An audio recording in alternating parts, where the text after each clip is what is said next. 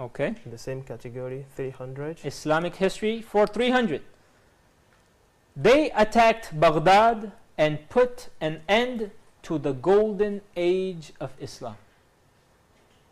I think the crusade. The Crusades? No, unfortunately, that is not the correct answer.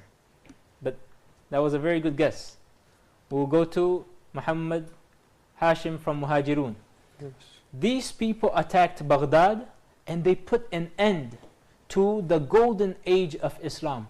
It was called the golden age of Islam because the Muslims, they excelled in chemistry, in astronomy, in mathematics, in medicine, in all these sciences that we have right now.